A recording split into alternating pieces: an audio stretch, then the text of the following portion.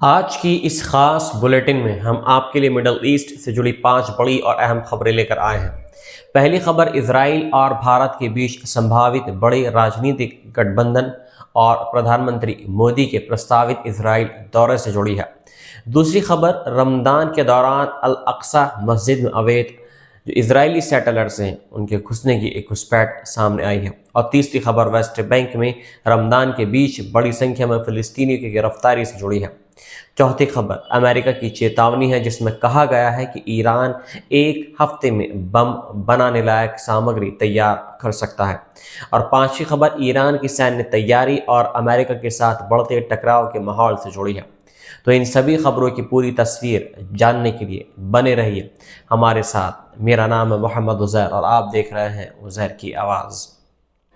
Israel के प्रधानमंत्री Benjamin Netanyahu ने कैबिनेट बैठक में कहा है कि भारत के प्रधानमंत्री नरेंद्र मोदी बुधवार को इजराइल आ सकते हैं और वहां संसद यानी कैनेस्ट में भाषण देंगे। हालांकि भारत की तरफ से अभी तक इस दौरे की आधिकारिक पुष्टि नहीं हुई है।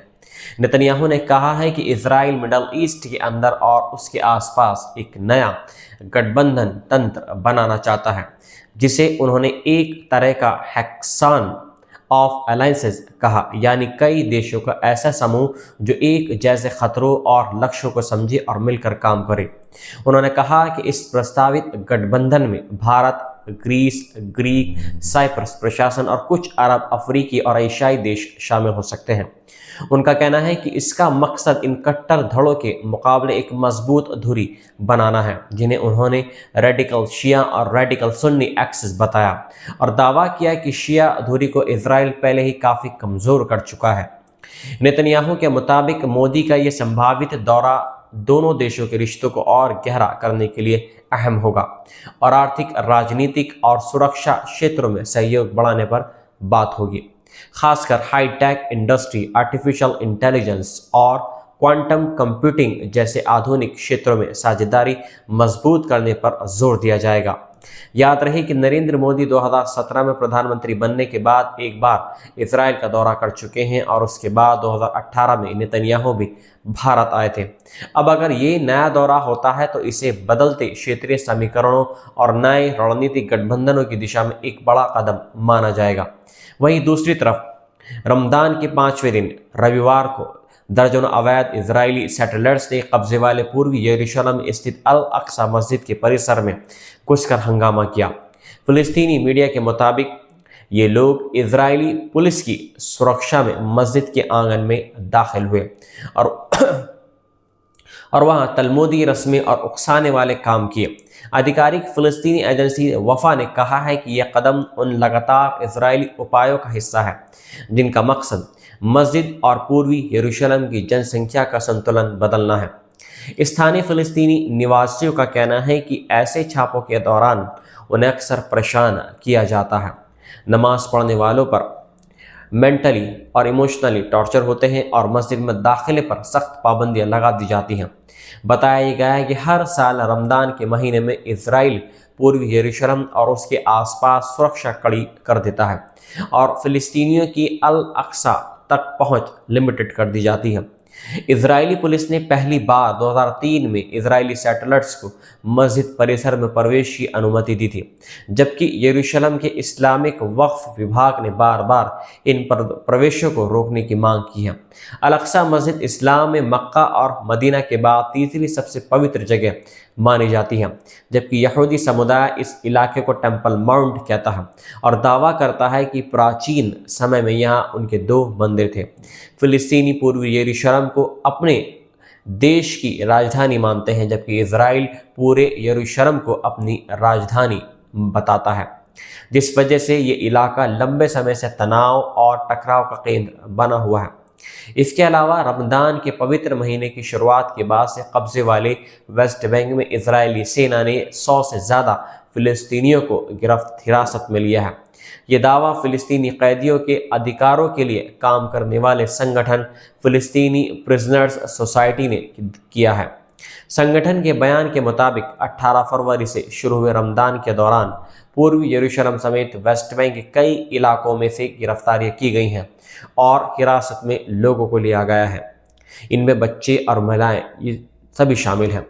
संगठन ने आरोप लगाया है कि गिरफ्तारियों के दौरान लोगों को बुरी तरीके से पीटा गया, उनके परिवारों को डराया धमकाया तक गया, घरों में तोड़फोड़ कर दी गई और गाड़ी और जो भी उनके घर वगैरह था उनको जब्त कर लिया गया। बयान के अनुसार इस समय 9,300 से ज़्यादा फ़िलिस्तीनी इजरायली जेलों में बंद हैं, जिनमें करीब 350 बच्चे शामिल हैं और मानवाधिकार संगठनों का कहना है कि कैदियों को यातना, भूख और इलाज की कमी जैसी गंभीर समस्याओं का सामना करना पड़ रहा है, जिससे दर्जनों लोगों की मौत भी हो चुकी है। रिपोर्ट में यह भी कहा गया कि 8 अक्टूबर 2023 को गाजा में सैन्य अभियान शुरू होने के बाद से इजराइल ने वेस्ट बैंक में अपनी कार्रवाई तेज कर दी है और इस दौरान सेना और अवैध जो इजरायली सैटेलाइट्स हैं उनके हमलों में कम से कम 1100 लोगों के आसपास फ़िलिस्तीनी मारे गए हैं और दूसरी जगह 11,000 के आसपास मारे गए हैं, जिस वजह से पूरे इलाके में तनाव और डर का माहौल बना हुआ है। अमेरिका के राष्ट्रपति डोनाल्ड ट्रंप के मिडल ईस्ट दूत स्टीव विटकॉफ ने कहा है कि ईरान लगभग एक हफ्ते के अंदर ऐसा औद्योगिक स्तर का परमाणु सामग्री तैयार करने की स्थिति में हो सकता है जिसका इस्तेमाल बम बनाने में किया जा सकता है, और उन्होंने इस हालात को बेहद खतरनाक बताया। फॉक्स न्यूज़ से बात करते हुए विटकॉफ ने कहा कि ईरान ने यूरेनियम को 60% तक एनरिचमेंट कर लिया है, जो उनके मुताबिक नागरिक इस्तेमाल के लिए ज़रूरी स्तर से कहीं ज़्यादा है। उन्होंने कहा है कि अमेरिका की साफ रेड लाइन है कि ईरान किसी भी हालत में यूरेनियम एनरिचमेंट ना करे और अपने पास जमा परमाणु सामग्री को वापस करे। विटकॉफ ने बताया है कि बातचीत से पहले ट्रंप ने उन्हें और अपने दामाद जेरेड कुशनर को साफ निर्देश दिए थे कि ज़ीरो इनरिचमेंट यानी बिल्कुल भी इनरिचमेंट की इजाज़त नहीं दी जाएगी। उन्होंने ये भी कहा कि ट्रंप ये सवाल उठा रहे हैं कि भारी अमेरिकी दबाव और क्षेत्र में नौसैनिक मौजूदगी के बावजूद ईरान अब तक खुलकर क्यों नहीं कहता कि वे परमाणु हथियार नहीं बनाना चाहता। विटकॉफ ने यह भी पुष्टि की है कि ट्रंप के निर्देश पर उन्होंने ईरान के अब्बास शाह के बेटे रज़ा पहलवी से मुलाकात की और ईरान के अंदर चल रहे विरोध प्रदर्शनों समेत कई मुद्दों पर चर्चा की। हालांकि उन्होंने ये भी कहा कि अमेरिका की नीति का अंतिम फैसला ट्रंप की सोच के अनुसार ही होगा। फिलहाल विटकॉफ के इन दावों पर ईरान की तरफ से कोई आधिकारिक प्रतिक्रिया सामने नहीं आई है। ईरान के एक वरिष्ठ सैन्य कमांडर अली जहां शाही ने कहा है कि अमेरिका के साथ बढ़ते तनाव के बीच उनकी सेना 24 घंटे दुश्मन की हर एक्टिविटी पर नजर रख रही है। पश्चिम अज़रबैजान प्रांत के पिरान शहर में एक सैन्य यूनिट के दौरे के दौरान उन्होंने कहा कि ईरानी ज़मीनी बल पूरी तरह सतर्क हैं और अपने आधुनिक क्षमता के दम पर किसी भी तरह की शत्रुतापूर्ण कार्रवाई को उस ज़मीन पर सफल नहीं होने देंगे। उन्होंने दावा किया कि उनकी फ़ौज पूरी तरह तैयार है और देश के खिलाफ संभावित खतरों को शुरुआती चरण में ही निष्कर्ष कर सकती है। ये बयान ऐसे समय में आया है जब इसी महीने ओमान की मध्यस्थता में मस्कट में ईरान और अमेरिका के बीच परमाणु वार्ता फिर से शुरू हुई है और उसके बाद जेनेवा में भी एक और दौर की बातचीत हुई है। हालांकि क्षेत्र में तनाव कम होने के बजाय और बढ़ता दिखाई दे रहा है, क्योंकि फारस की खाड़ी में अमेरिका ने अपनी सैन्य मौजूदगी बढ़ा दी है और दूसरी तरफ ईरान भी बड़े सैन्य अभ्यास कर रहा है। इस बीच अमेरिकी राष्ट्रपति डोनाल्ड ट्रंप ने शुक्रवार को कहा है कि वे ईरान पर दबाव बनाने के लिए सीमित सैन्य हमले पर विचार कर रहे हैं ताकि तेहरान एक अर्थपूर्ण समझौते के लिए तैयार हो जाए। इन हालात के कारण पूरे क्षेत्र में अनिश्चितता और टकराव का माहौल बना हुआ है।